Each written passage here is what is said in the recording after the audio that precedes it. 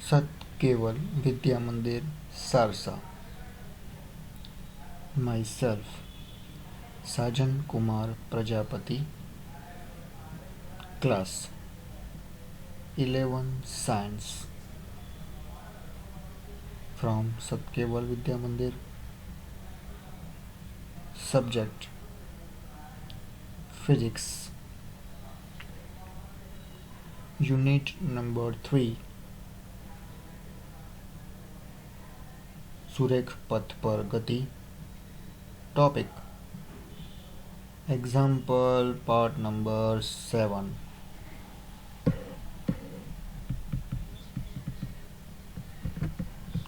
મિત્રો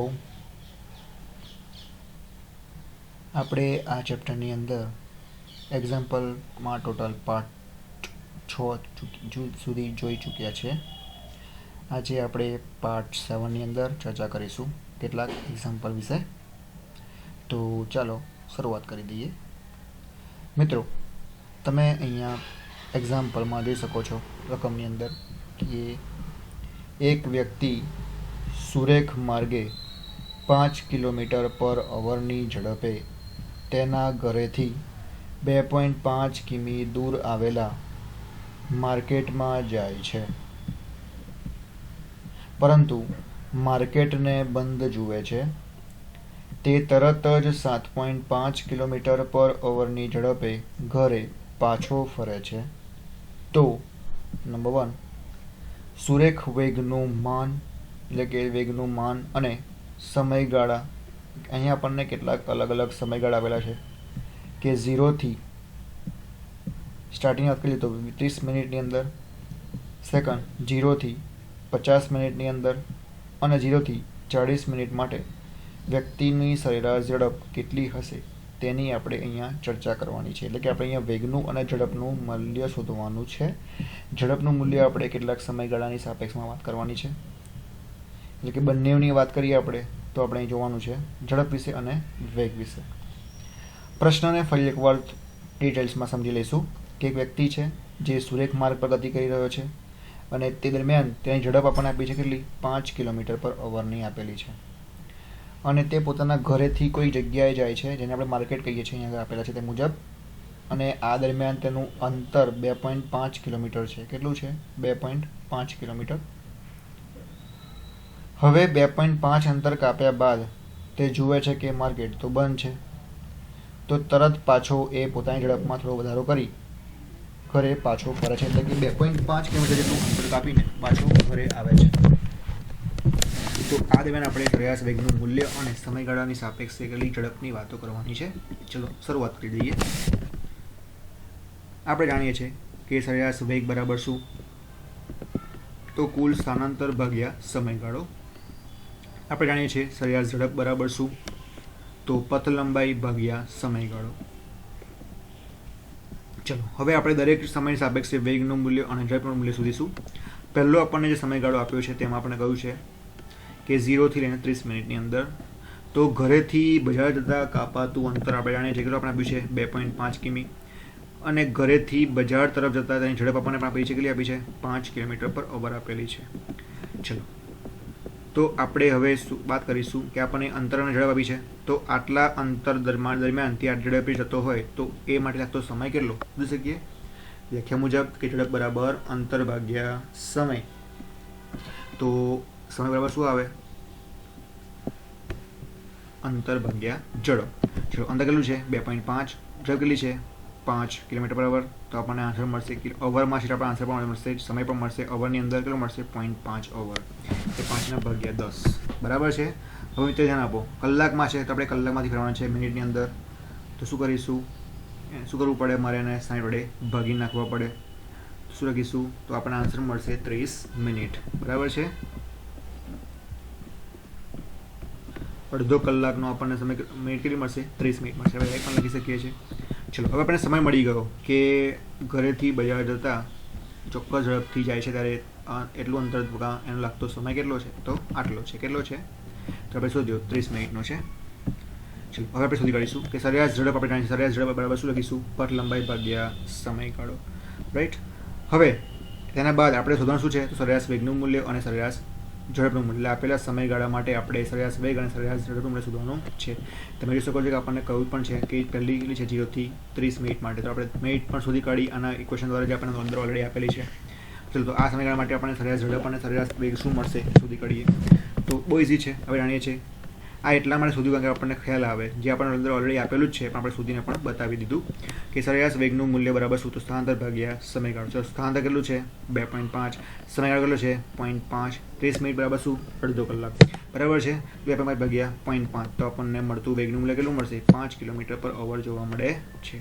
કેટલું જોવા મળે છે, 5 કિલોમીટર પર અવર જોવા મળે છે. કે પહેલી 30 મિનિટમાં ઓબ્વિયસ સ્ટાર્ટિંગમાં તો 5 કિલોમીટર અવરની પર ઝડપે જઈ રહ્યો છે, તો આપણને પહેલી 30 મિનિટમાં તો ઝડપ કેટલી મળી છે, જે આપણે આપેલી છે 5 કિલોમીટર પર અવર જેટલી મળે છે, વેગનું મૂલ્ય મળે છે. સોરી, આ રીતે ઝડપ પણ શું લખીશું, તો ઝડપ બરાબર પણ શું, તો ઝડપ બરાબર આપણે જાણીએ છીએ પટ ભાગ્યા સમયગાળો. પર લંબાઈ એટલે કેટલી છે, 2.5 છે, સમયગાળો કેટલો છે 0.5 છે, તો જો આન્સર પણ શું મળશે, 5 કિલોમીટર પર અવર જોવા મળે છે. Got it? ચલો આગળ જોઈએ. એટલે મારે કહેવાનો મતલબ એવો કે આપણે અહીંયા શોધવું છે સરેરાશ વેગનું મૂલ્ય, સરેરાશ ઝડપનું મૂલ્ય જાણવા મારી પાસે સ્થાનાંતર છે પણ સમય છે નહીં, તો સમય આપણે શોધી કાઢીએ છીએ અને સમયનો આપણે ઉપયોગ આ બંને સૂત્રમાં કરી બંનેના વેલ્યુ એટલે કે વેગનું મૂલ્ય અને ઝડપનું મૂલ્ય શોધી કાઢીએ છીએ. એટલે દરેકમાં આપણે પહેલાં શું ફાઇન કરીશું, સમય ફાઇન કરીશું, ત્યારબાદ એ સમયના વેલ્યુઝને આપેલા બંને સમીકરણની અંદર મૂકી દેતા બંનેની આપણને વેલ્યુ મળી જશે. ચલો બીજા તરફ જઈએ. બીજી આપણને આપી છે કે 0 થી 50 મિનિટની અંદર. ચલો જાણીએ છીએ કે પાછા ઘર તરફ આવતી વખતે એનો વેગ કેટલો છે, તો 7.5 કિલોમીટર પર અવર છે. રાઈટ? ચલો પ્રશ્ન ફરી જોઈએ કે પાછો ઘરે આવતા આપણને એને કેટલો સમય લાગે છે, 7.5 કિલોમીટર પર અવર જેટલો સમય લાગે છે, ઝડપે પાછો આવે છે. તો 7.5 કિલોમીટર અને ઘરે પાછા ફરતી વખતે કાપેલું અંતર કેટલું છે, 2.5 કિમી. સેમ જ અંતર છે કારણ કે જેટલું અંતર જતા થાય એટલું અંતર એનું પાછું પણ થાય છે. તો આપણને કાપેલું અંતર મળી ગયું. તો આ માટે લાગતો સમય કેટલો હશે, તો સમય બરાબર શું આવે, 2.5 ભાગ્યા 7.5 બરાબર છે. તો આન્સર મળશે 1/3 અવર ઇક્વલ 20 મિનિટ્સ બરાબર છે.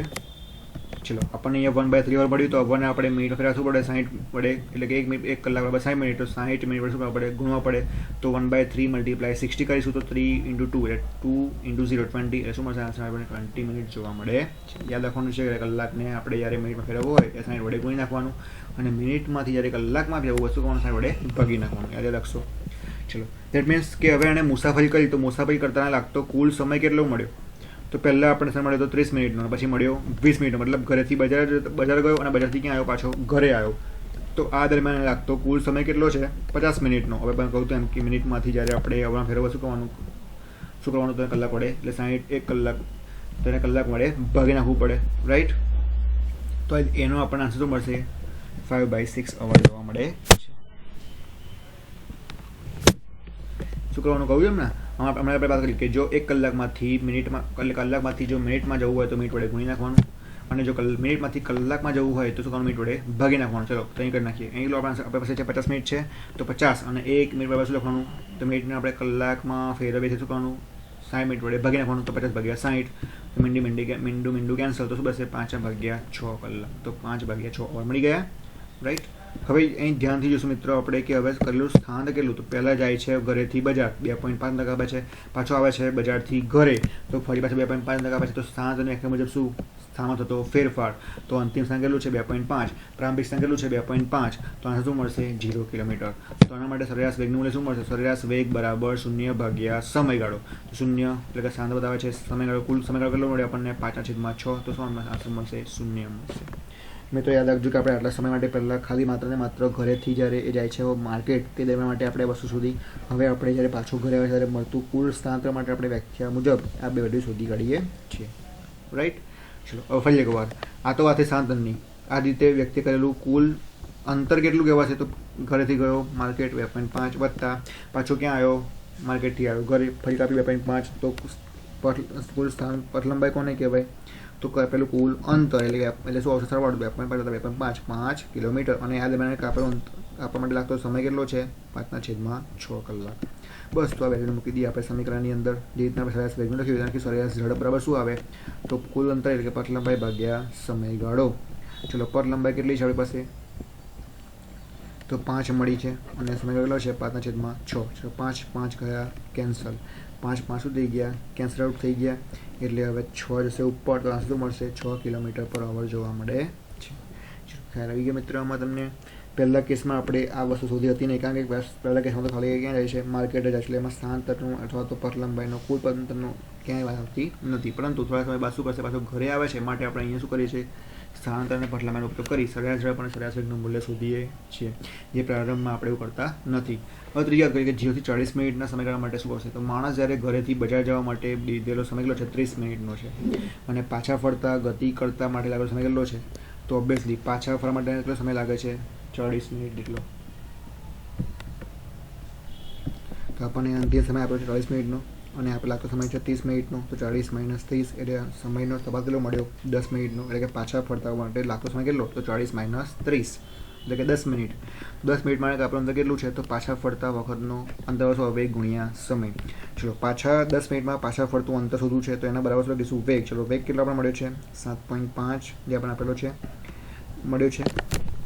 સમય આપણે કેટલો મળ્યો છે, 10 મિનિટ છે. 10 મિનિટમાંથી કલાકમાં ફેરશું તો આપણે 60 વડે ભાગવા, આપણે એમ જ કીધું 10 ભાગ્યા 60, તો અંતર કેટલું મળશે, 1.25 કિલોમીટર. જો આ બધા એકમોમાં સરખા રાખ્યા છે, કોઈ એકમને CGS કે કોઈ એકમને SI મૂક્યો નથી. મિત્રો ધ્યાન આપજો કે જ્યારે પણ તમે આ એકમો લખો અને તો મેળવો, એ બધા એકમો એક સરખા એકમ યુનિટમાં ફેરવવાનો પ્રયત્ન કરવાના છે તમારે, અથવા મેળવવાના રહેશે, રાઈટ. મારે 10 મિનિટમાં કાપેલો અંતર બાબા વેગ ગુણ્યા સમય. વેગ એટલે 7.5 જે આપણને આપેલો છે, ગુણ્યા સમય કેટલો મળ્યો છે આપણને, 10 મિનિટ. 10 મિનિટ છે અને ફેરવીએ કલાકની અંદર, તો શું કરવું પડે, 10 ભાગ્યા 60 કરવા પડે. 10 ભાગ્યા 60 કરીશું તો આપણને 1.25 કિલોમીટરનો આન્સર જોવા મળે છે. દેટ મીન્સ કે આટલું અંતર મળ્યું, રાઈટ. ક્યારે, 10 મિનિટમાં કાપેલું અંતર. ક્યારે 10 મિનિટમાં, કે જ્યારે 40 મિનિટના સમયગાળા, 0 થી 40 મિનિટ સમયની અંદર વાત કરીએ. 30 મિનિટ અને 75 લાગે છે, સમજો તમે. પછી તમને ડાયરેક્ટ સમજાવું કે 30 મિનિટમાં ક્યાં પહોંચે છે, બોલો માં કે પહોંચે છે, અને આપણે આપણે શું 40 મિનિટની અંદર, તો પાછોના આવતા કેટલો સમય લાગ્યો હોવો જોઈએ, 10 મિનિટ લાગી હોવી જોઈએ ને, ઓબ્વિયસલી. તો શું મળશે, 10 મિનિટ્સ, રાઈટ. હવે માણસે કરેલું સ્થાનાંતર બરાબર શું લખીશું, તો માણસે કરેલું સ્થાનાંતર બરાબર શું છે, તો 2.5 - 1.25 જે ઓલરેડી એટલું અંદર કાપે છે ઘરેથી, અને પાછું તમે કેટલું અંતર કાપ્યું, 1.25. કેટલી મિનિટમાં કાપ્યું, 10 મિનિટની અંદર, બરાબર છે. કે 40 મિનિટમાં એ 2.5 કાપે છે, અને 10 મિનિટમાં કેટલું અંતર કાપે છે, 1.25 કાપે છે. તો તમે તો આ દરમિયાન એટલે કે 0 થી 40 મિનિટની અંદર એને કરેલો તફાવતનું મૂલ્ય કેટલું, સ્થાનાંતર કેટલું, તો કેટલું, 1.25 કિલોમીટર. કેટલું, 1.25 કિલોમીટર જોવા મળે છે. યસ. તો બસ આપણી પાસે બંને સૂત્રો છે, મૂકી દઈએ. સરેરાશ વેગ બરાબર શું, તો અંતર એટલે સ્થાનાંતર ભાગ્યા સમય. સરેરાશ ઝડપ બરાબર શું, તો પથ લંબાઈ ભાગ્યા સમય. તો સ્થાનાંતર કેટલું મળ્યું, 1.25. સમયગાળા આપણને શું આપ્યો છે, 40 ભાગ્યા 60. તો આપણને આન્સર કેટલું મળશે, 1.87 કિલોમીટર/અવર જોવા મળશે. આ રીતે સરેરાશ ઝડપનું સૂત્ર આપણને પણ ખબર છે કે પથ લંબાઈ ભાગ્યા સમયગાળો. ચલો કુલ અંતર કેટલું મળ્યું, તો 2.5 મળ્યું. અને પછી બીજું 10 મિનિટમાં કેટલું કાપ્યું, તો 1.25 કાપ્યું. અને સમયગાળો કેટલો મળ્યો, 2/3, રાઈટ. એટલે 2/3 અવર. તો શું લખીશું, ઇઝ ટુ 5.625 આપણને આન્સર જોવા મળે છે. તો આ રીતે આપણે દરેક કિસ્સા માટે અહીંયા વાત કરી. હવે તમને શોર્ટમાં સમજાવી દઉં કે આપણને 3 કિસ્સામાં શું કહેવા માગે છે અહીંયા આગળ. તો પહેલામાં આપણે સીધું કહ્યું છે કે ત્યારે ઘરેથી બહાર નીકળે છે ત્યારે એને 5 કિલોમીટર સમય લાગે છે, એટલે કે પ્રારંભિક આપણને સમય આપે છે 30 મિનિટનો અંદર. તો દરમિયાન આપણે સરેરાશ ઝડપ અને સરેરાશ વેગ શોધીશું, કારણ કે ત્યાં પાછો આવતો નથી એવું આપણે વાત કરતા નથી. ત્યારબાદ હવે આગળ શું કહ્યું છે કે 0 થી 50 મિનિટની અંદર, એટલે કે છેલ્લી 50 મિનિટમાં. તો 0 થી 50 મિનિટની અંદર એ જ્યારે ઘરે જાયથી નીકળે છે અને ઘરેથી પાછો આવે છે ત્યારે આપણને સ્થાનાંતર પણ મળશે અને કુલ પથ લંબાઈ પણ મળશે.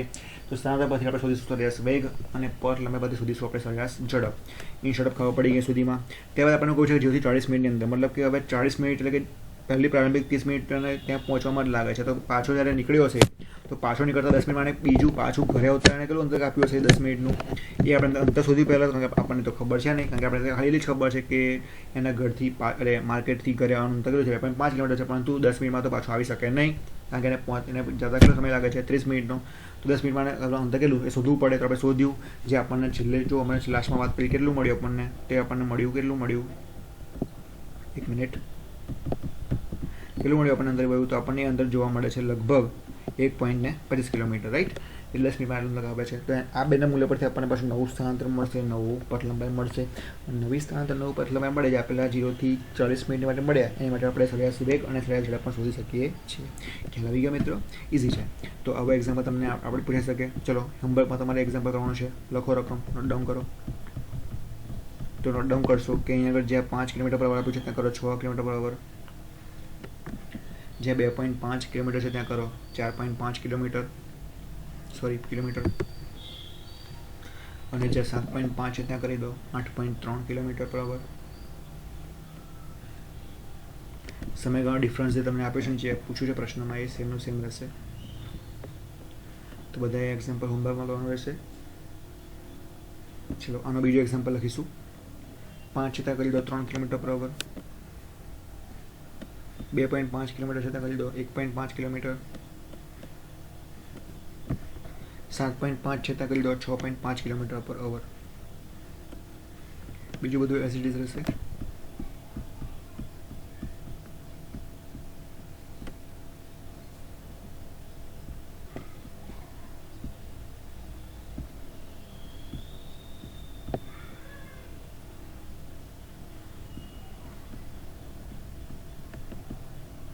ચલો આગળ નેક્સ્ટ એક્ઝામ્પલ કરી લઈએ કે આપણને અહીં આકૃતિમાં દર્શાવેલા આલેખો આપ્યા છે. કેટલાક આપણને આલેખ આપ્યા છે અને એમાં કહ્યું છે કે A થી D આપણને આલેખ આપ્યા છે, જેમાં આપણે ધ્યાનથી જોઈશું અને કારણ સહિત જણાવીશું કે આમાંથી કયો આલેખ જે છે એ એક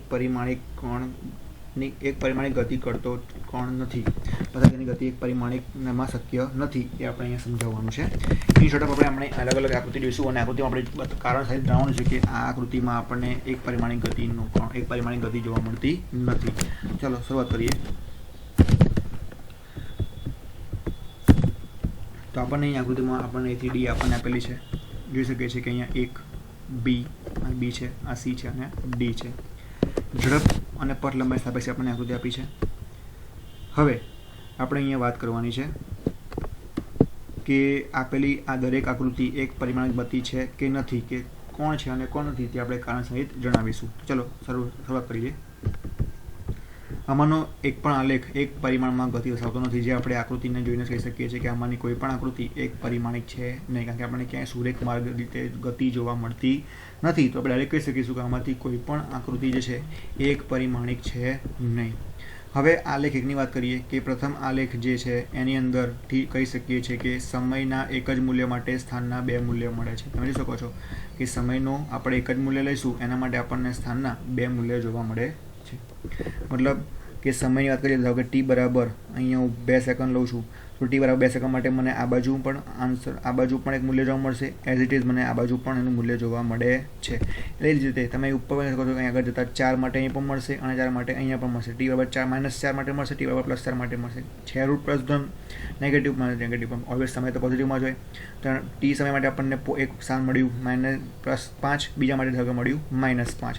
તો અહીંયા આપણે એવું કહેવા માંગે છે કે આપેલા આલેખ પરથી કહી શકીએ છીએ કે આપેલા એક જ સમયના મૂલ્ય માટે આપણને સ્થાનના 2 મૂલ્ય મળે છે, જે દર્શાવે છે કે પરિમાણિક ગતિ એક પરિમાણમાં છે નહીં. માટે આકૃતિ નંબર 1માં ગતિ કરતો કોણ એ એક પરિમાણ ગતિ કરે છે તો કહી શકાતું નથી. અને આપણે જોઈ શકીએ છીએ કે અહીંયાથી એક ડાયરેક્શનમાં છે, પાછું ડાયરેક્શન બદલી બીજી દિશામાં જોવા મળે છે, માટે કે આ ગતિ એ એક પરિમાણિક ગતિ છે નહીં.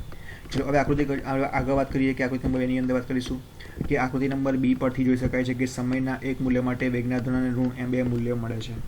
કે આપણે અહીં આકૃતિ નંબર 2માં જોઈ શકીએ છીએ કે આપણને અહીંયા વેગની વાત કરીએ તો સમયની વાત કરીશું. સમયના મૂલ્ય એટલે કે સમય t બરાબર 0, 1, 2 અહીં 2 છે, અહીં 0, -1, -2 છે. અથવા તો અહીંયા આપણને tની કિંમત માટે આપણને મળતું વેગનું મૂલ્ય એટલે કે આ દિશામાં આ જે છે આપણે વેગ મળે છે આ રીતે, બરાબર. અહીંયા વેગનું મૂલ્ય મળશે, એ રીતે અહીંયા પણ વેગનું મૂલ્ય મળશે. તો અહીં 0 માટે વેગનું મૂલ્ય આપણને આ બિંદુએ મળ્યું, એ મૂલ્ય આપણને અહીંયા આ બિંદુએ મળ્યું. પણ તો એવું કહી શકાય કે અહીંયા આપણને સમયના એક મૂલ્ય માટે વેગના ક્યાં મળે છે, એ કરતાં વધારે મૂલ્ય જોવા મળે છે. મતલબ કે અહીંયા આ કણ પણ એક પરિમાણિક ગતિ કરતો નથી, કે શક્ય છે નહીં. એટલે કે આ કણ ગતિ કરતો કણ એક પરિમાણિક ગતિ દર્શાવતો નથી. નેક્સ્ટ ઉપર જઈએ કે આકૃતિ નંબર Cની વાત કરીશું. તો ચલો આકૃતિમાં C પર જોઈ શકો છો કે અહીંયા પણ તમે જો આપણને એક સુરેખ માર્ગ પર એક ગતિ જોવા મળતી નથી. ઇન શોર્ટ ઓફ આપણે બોલીશું કે આપણને આકૃતિ C પરથી જોઈ શકાય છે કે ઝડપને ઋણ મૂલ્ય છે, કે ઝડપ જે મળે છે એ ઝડપનું મૂલ્ય કેવું મળે છે, ઋણ મળે છે, રાઈટ. તમે જોઈ શકો છો કે ગતિ કેવી છે, અહીંયા ડિક્રીઝ પોર્શનમાં જો યસ, પાછી નેગેટિવમાં આવી, નેગેટિવમાં, રાઈટ, એન્ડ ધેન ડિક્રીઝ. કે આપણને મળતું ઝડપનું મૂલ્ય કેવું મળે છે, અહીંયા આગળ ઋણ જોવા મળે છે, કારણ કે ઝડપ હંમેશા કેવી હોય, ધન જ હોય. તેથી આલેખ પણ કણની એક પરિમાણ ગતિ દર્શાવતો નથી. આપણને અહીંયા સ્થાન x વર્સિસ t નો આલેખ આપ્યો છે. અહીંયા સ્થાન લઈ લઈએ x, આ ઉપર કહ્યું છે આ અને આ બંને ઝડપનો આલેખ છે અને આ બંને આપણને અહીંયા પટલામાં બતાવે છે. તો સમજો કે અહીંયા પણ ઝડપનું મૂલ્ય કેવું મળશે, નેગેટિવ. તો ઝડપ તો કોઈ દિવસ ઋણ તો હોય નહીં. આપણે વ્યાખ્યા કરીએ કે ઝડપ બરાબર શું? પથ લંબાઈ ભાગ્યા સમયગાળો. પથ લંબાઈ એટલે શું? કાપેલું કુલ અંતર. અને કાપેલું કુલ અંતર એટલે કે પથ લંબાઈ ક્યારેય પણ ઋણ હોઈ શકે નહીં. તો આપણને આ લેખ તો ઝડપ કેવું બતાવે છે? ઋણ મૂલ્ય બતાવે છે. માટે આકૃતિ નંબર સી શું બતાવે છે કે અહીંયા એક પરિમાણિક ગતિ શક્ય છે નહીં, કે એક પરિમાણિક ગતિ આ લેખ દર્શાવતો નથી. આગળ કરીએ ડી નંબરમાં કે ડી પરથી આપણે આલેખ ડીની વાત કરીએ તો ડીમાં તમે શું કહો છો કે અહીંયા તમને એક આલેખ બતાવ્યો છે, રાઈટ. તો આપેલો આલેખમાં આપણને કંઈક આ પ્રકારનું જોવા મળે છે. તો આના પરથી આપણે શું વર્ણન કરીશું કે ડી આલેખ છે અને આના પરથી જોઈ શકીએ છીએ કે થોડાક સમય પરથી સમયના વધતા સાથે પથ લંબાઈ ઘટે છે. તમે શું કહો છો કે સમય વધે છે અને પથ લંબાઈમાં ઘટાડો થાય છે. આ આલેખ આપણને આપ્યો છે પથ લંબાઈ વિશે, કે સમય વધતો જશે, જેમ જેમ સમય વધે છે તેમ તેમ આપણને અહીંયા આગળ પથ લંબાઈ આપેલી છે. કારણ કે આપણે જો અહીંયા અંતર વધતું જાય, ઘટતું જાય છે, વધતું જાય છે, ઘટતું જાય છે. આપણને પથ લંબાઈ બતાવી છે. દેટ મીન્સ કે સમય વધે છે પણ પથ લંબાઈ શું થાય છે? ઘટતી જોવા મળે છે. અને ગતિ કરતા કામ માટે કદી પણ સમય વધે સાથે પથ લંબાઈ ઘટે નહીં. તમે અંતર કાપતા જાઓ સમય સાથે, તો અંતરમાં શું થતો જાય? વધારો થતો જાય. દેટ મીન્સ કે અંતર અને પથ લંબાઈ શું કહે છે? કુલ અંતર બતાવે છે. અને કાપેલું કુલ અંતર શું હંમેશા વધતું ધન હોય, વધતું જાય. પરંતુ અહીંયા આ મળતો આલેખ બતાવે છે કે જેમ જેમ સમય જાય છે તેમ પથ લંબાઈના મૂલ્યમાં શું થાય છે? ઘટાડો જોવા મળે છે, જે શક્ય છે નહીં. માટે આ કણ પણ એક પરિમાણિક ગતિ દર્શાવતો નથી. તો ઇઝી છે, સમજી શકો છો. તો આશા કરીશું કે આજના આ પાર્ટ નંબર 7 ની અંદર આપને ખ્યાલ આવ્યો હશે, મજા આવી હશે એવી આશા. જય હિન્દ, જય Bharat. Thank you very much.